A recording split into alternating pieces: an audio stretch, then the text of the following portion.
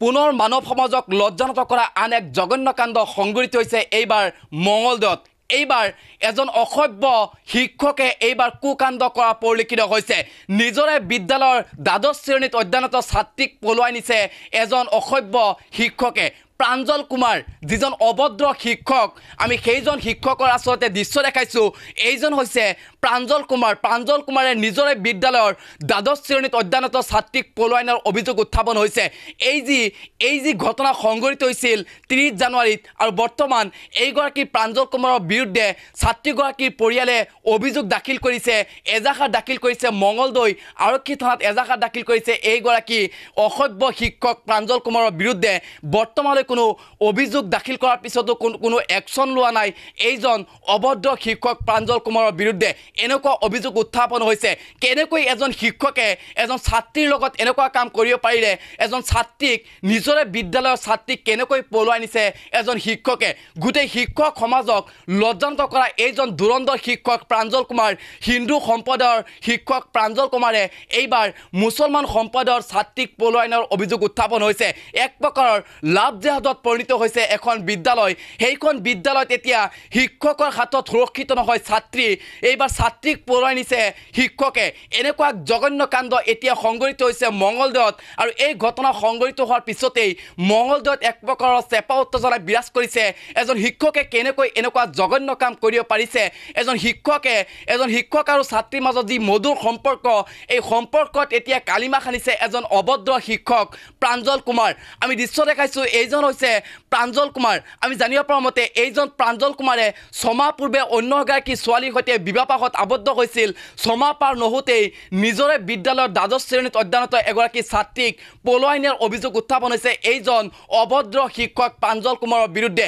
হিন্দু সম্প্ৰদায়ৰ শিক্ষক প্ৰাঞ্জল কুমাৰে এইবাৰ পলুৱাই নিছে মুছলমান সম্প্ৰদায়ৰ ছাত্ৰীক। এনেকুৱা জঘন্য কাম সংঘটিত হৈছে। এই কাণ্ডৰ পিছতেই পৰিয়ালৰ লোকে মঙলদৈ আৰক্ষী থানাত অভিযোগ দাখিল কৰিছে, কিন্তু বৰ্তমানলৈ এইজন অভদ্ৰ শিক্ষক প্ৰাঞ্জল কুমাৰৰ বিৰুদ্ধে মঙলদৈ আৰক্ষীয়ে কোনো একশ্যন নোলোৱাৰ অভিযোগ উত্থাপন কৰিছে।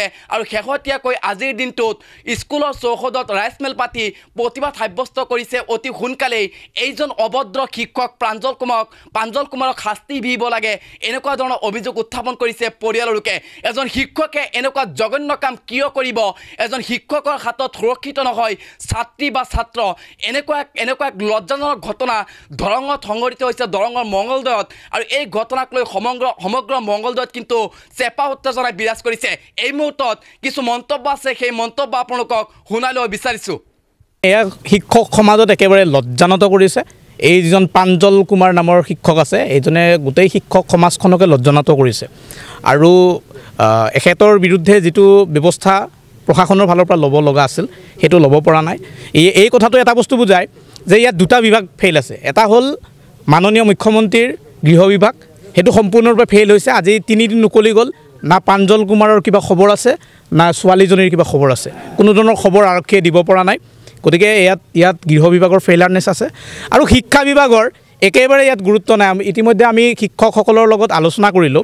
দৰং জিলাৰ যিগৰাকী স্কুল পৰিদৰ্শক আছে, এই স্কুল পৰিদৰ্শকৰ এতিয়ালৈকে কোনো ধৰণৰ গুৰুত্বই নাই।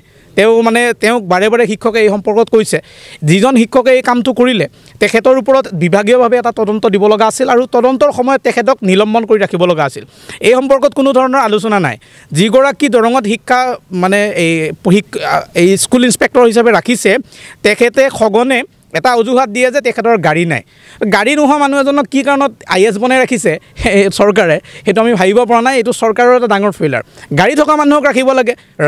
ৰাইজৰ পইচাৰে তেওঁলোকক দৰমহা দিছে, ৰাইজে ছাৰ্ভিচ বিচাৰে। যিটো ছাৰ্ভিচ তেওঁলোকৰ পৰা এক্সপেক্টেড আছিল, সেই ছাৰ্ভিচটো তেওঁলোকে দিব পৰা নাই। আমি বিচাৰোঁ, আমি ৰাইজৰ ফালৰ পৰা আহিছোঁ, শিক্ষক সমাজো ইয়াত একগোট হৈছে, স্পষ্টভাৱে এটা দাবী উত্থাপন কৰিছে যে প্ৰাঞ্জল কুমাৰক অতি শীঘ্ৰে গ্ৰেপ্তাৰ কৰি আইনৰ গণ্ডিত নিব লাগে, আৰু উচিত যি শাস্তি আছে সেই শাস্তি প্ৰাঞ্জল কুমাৰক দিব লাগে। তেখেত ইতিমধ্যে বিবাহিত বুলি শুনিলোঁ। সেইটো বহুত ডাঙৰ এটা লাজৰ বিষয়। মাননীয় মুখ্যমন্ত্ৰী ডাঙৰীয়াই বাৰে বাৰে তেখেতে বহু বিবাহৰ বিৰুদ্ধে কয়, আৰু এটা বিশেষ সম্পাদক বাৰে বাৰে তেওঁ তাচ্ছিল্য কৰে।